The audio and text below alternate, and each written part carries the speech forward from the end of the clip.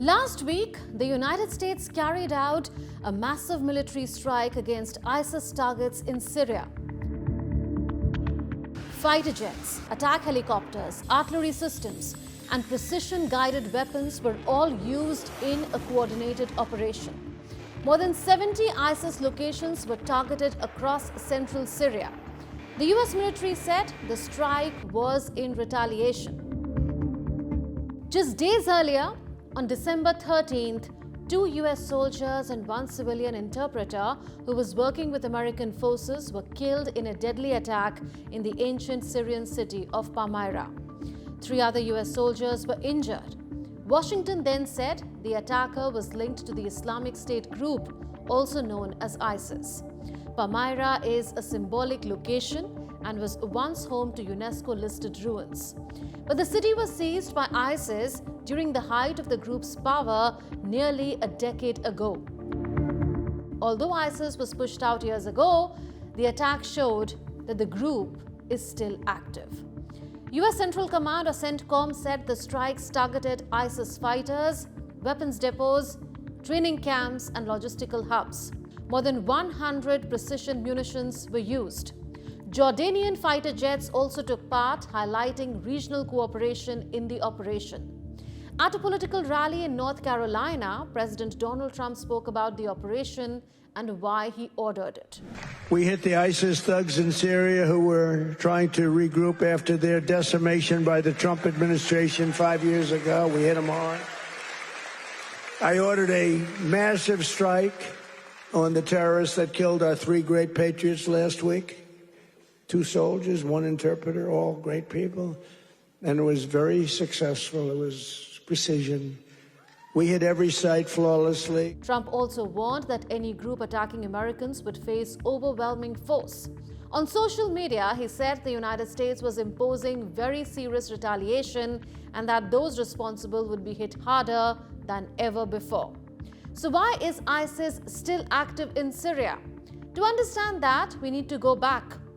ISIS emerged from the instability of the Iraq War and the Syrian civil war. It began as an offshoot of al-Qaeda in Iraq, gradually becoming more brutal and more ambitious. By 2014, ISIS made global headlines by seizing large parts of Iraq and Syria, declaring a so-called caliphate and naming its leader Abu Bakr al-Baghdadi as caliph. At its peak, ISIS controlled millions of people, vast oil resources, and major cities like Mosul in Iraq and Raqqa in Syria. It carried out mass executions, terror attacks across the world, and systematic violence against minorities. That rise triggered a global response.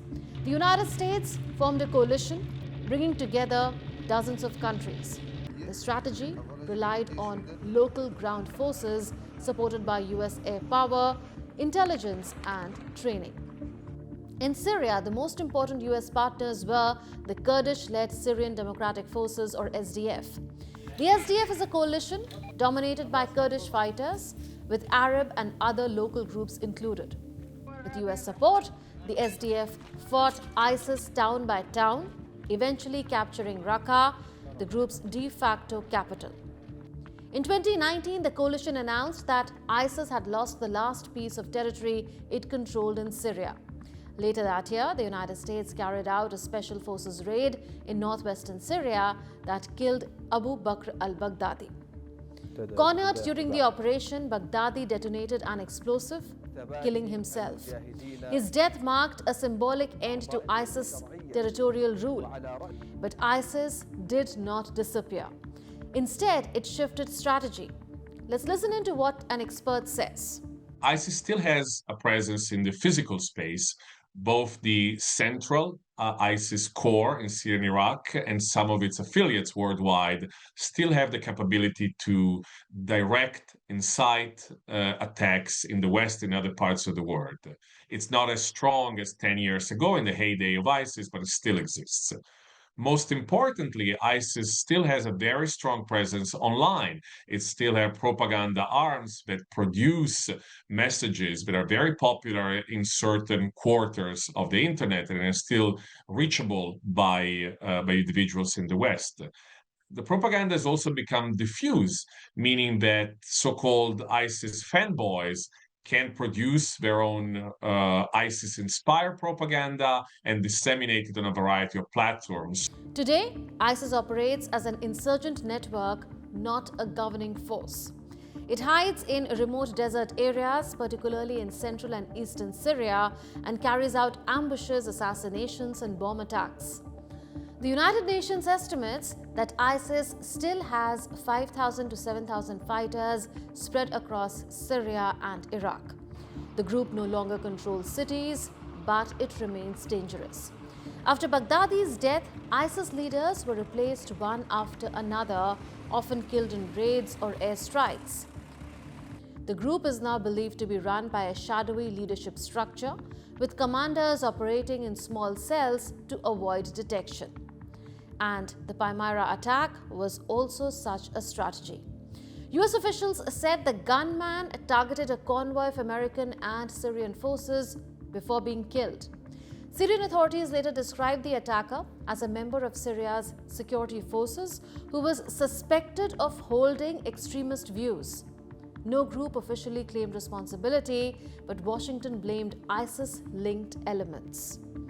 The attack was especially significant because it happened after major political changes in Syria. Last year, longtime ruler Bashar al-Assad was overthrown after a 13-year civil war. Syria's new government is led by former rebel factions. These are the groups which once had links to jihadist movements but later broke away and fought ISIS. The new Syrian leadership has publicly committed to fighting ISIS and has begun cooperating more closely with the United States and the international coalition. Syrian President Ahmad al-Shara even visited the White House recently, calling it the start of a new era in relations. Despite this cooperation, large parts of Syria remain unstable. The country is effectively divided into zones of control. The Kurdish-controlled northeast, where US forces are deployed, is run by the SDF. Turkey opposes these Kurdish groups, viewing them as linked to separatist movements inside its own borders. In central and western Syria, the new Syrian government controls most major cities, with support from regional allies. In the south, near the border with Jordan, the United States maintains a small but strategic base at Al-Tanf, aimed at disrupting ISIS movement across borders. About 1,000 US troops remain in Syria, mainly advising local forces and conducting counterterrorism operations. Although President Trump has long questioned America's presence there, his administration has kept troops on the ground to prevent an ISIS resurgence. The Pentagon has announced plans to reduce US numbers gradually, but officials say the mission is not over.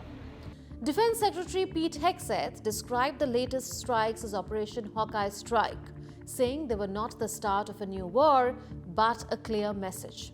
So for Washington, the strikes in Syria are both retaliation and warning.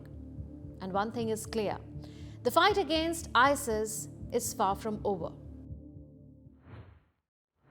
That's all in this edition of Connecting the Dots. We'll see you in the next episode with more raging issues.